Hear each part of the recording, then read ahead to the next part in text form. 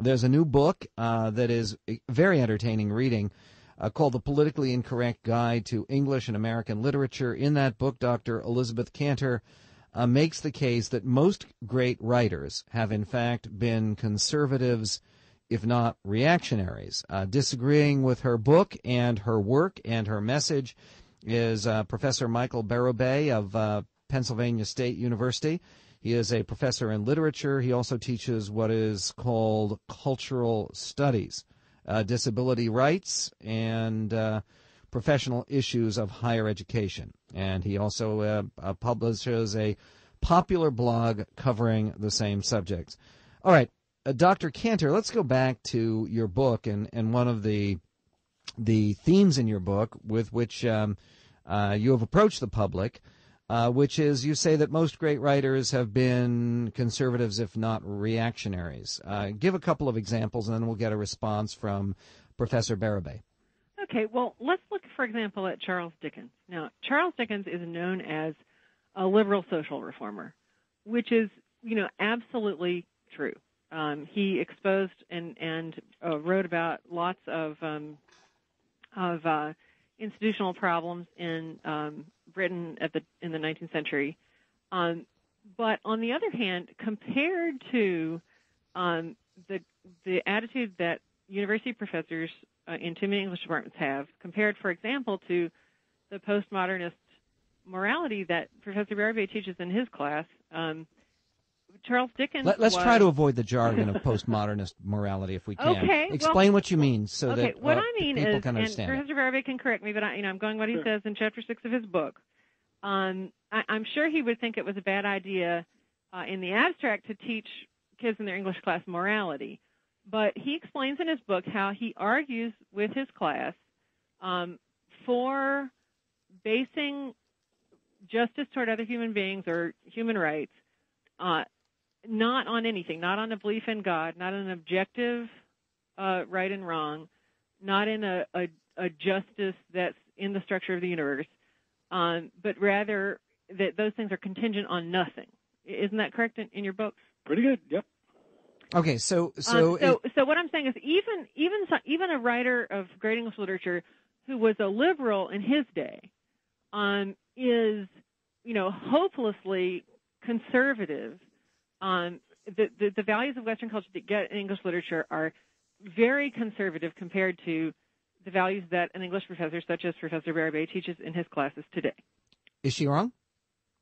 Yeah, I think she is. And let me explain two things. First of all, the idea that morality is based not on belief in God or objective moral virtues is not necessarily a radical left-wing idea. It goes back in this country to pragmatists like William James and John Dewey. They were liberals, they were progressives, but they were not, fire-breathing, wild-eyed radicals. But in fairness, Professor, most people would identify it today. Aside from its origins with William James, if you will, most people would identify such ideas today with the left side of the political spectrum, no? Oh, sure. Yeah, I think that's fair. But the idea that necessarily colors the way I teach, let's take a person like T.S. Eliot, who is really, way far off to the right. Mm-hmm. Anti-Semitic in a few moments, certainly a royalist and a Tory, thinks it's all been downhill basically since the English Revolution of 1640. I think T.S. Eliot's a brilliant poet. There's really no question about that. And I really don't teach these people for how they would, vote in 2008. I think that's incredibly reductive. And I think Ms. Kantor's book has incredibly reductive moments in it. Let me say, by way of saying that, though, that I agree that there's some tendentious and tedious left-wing literary criticism out there that reads things simply for political virtues. I think Ms. Kantor, unfortunately, is a flip side of the same phenomenon, where she brings in Anita Hill to Beowulf, where she has no business doing so. What's the connection between Anita Hill and Beowulf? Well, actually, I was comparing the folks who were agitating at the Anita Hill hearings not to Beowulf, but to a feminist professor who writes about Beowulf and who says that a character in Beowulf who's a woman who kills men who has men who look at her the wrong way murdered. Mordred, yeah. Mordred, that she's participating in the objectifying male gaze.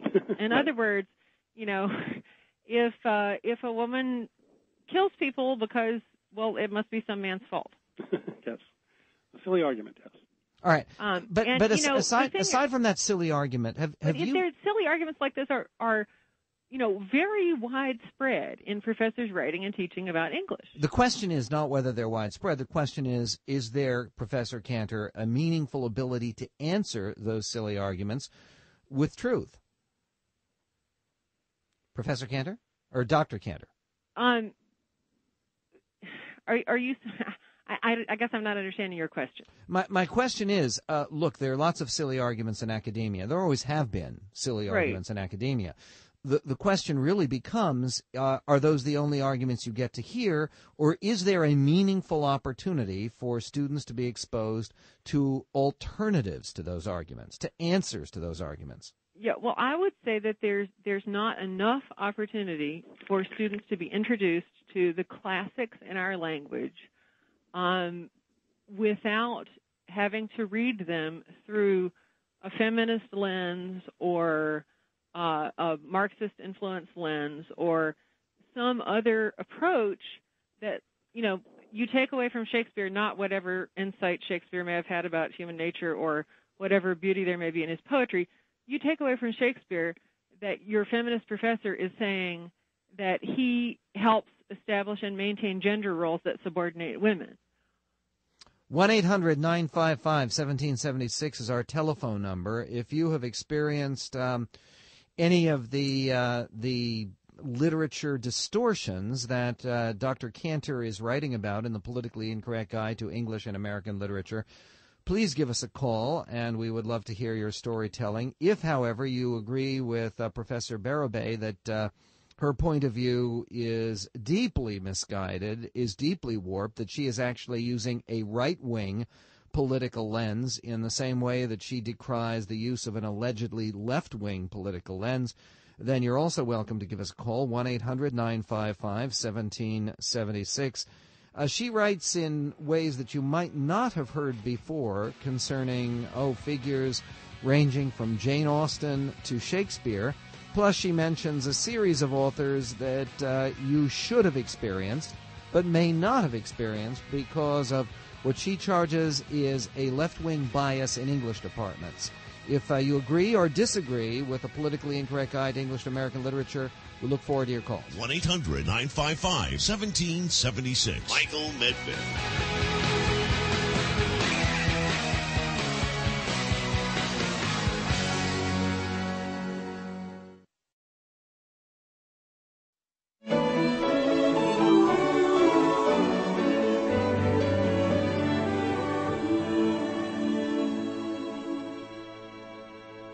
The first Noel, the angel did say, was to certain portion. 34 minutes after the hour in this Christmas season of peace and harmony and enlightenment. When you talk about academia and the tendency of a lot of subjects and professors and courses in academia to function as propagandistic, there's not a lot of peace on earth and toward men of goodwill. But we're trying to find some peace on earth and perhaps even some agreement between Professor Michael Berube, who is a professor in literature at Pennsylvania State University, and Dr. Elizabeth Kantor, who is the author of the new Politically Incorrect Guide to English and American Literature. And she charges in her book that great dead white males do not get the respect to which they are entitled in departments such as the one in which Professor Berube teaches and functions. Let us go to your calls and to your challenges. To Dan in Seattle. Dan, you're on the Michael Medved Show with the professor and the doctor. Congratulations on taking on this topic, Michael. I'm sure the phones must be ringing off the hook. They actually are. Are they really? Oh, yeah.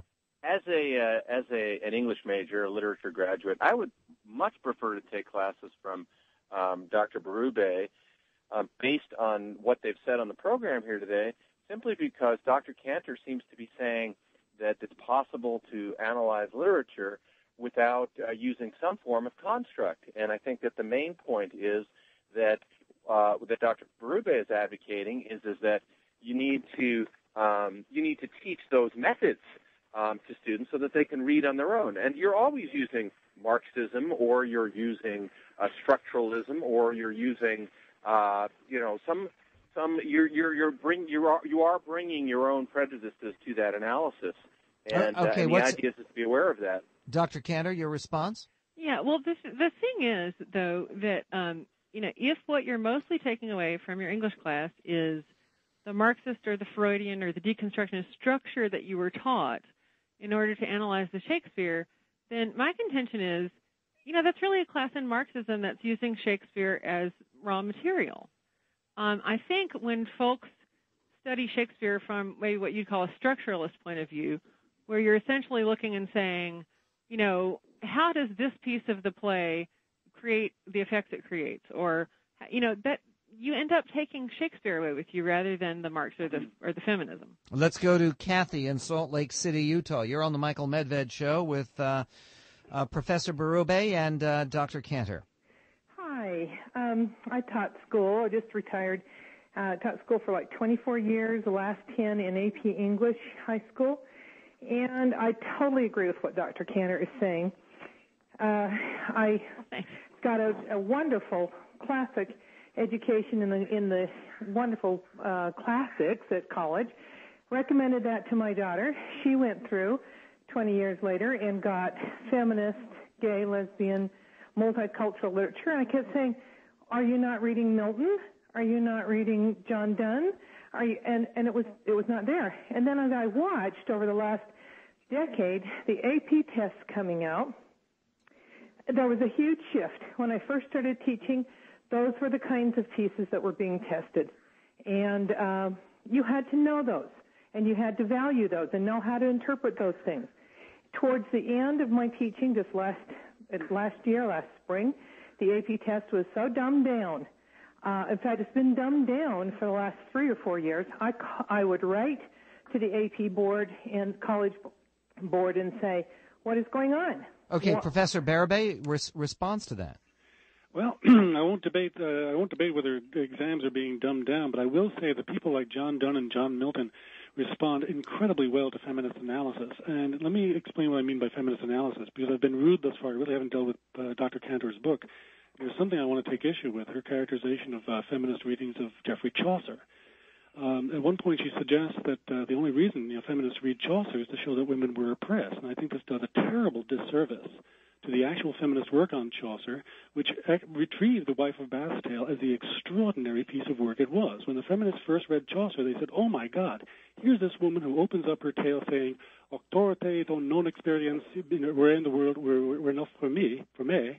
She says, I'm just going to rely on my authority. Never mind these church experience. Okay, church authority. Since Middle English is a little bit lacking, we should explain to people that the wife of Bath was a bawdy individual who certainly anticipated some of the feminist themes about women's liberation. We will be right back with more calls and more debate between Professor Berube and Dr. Kantor.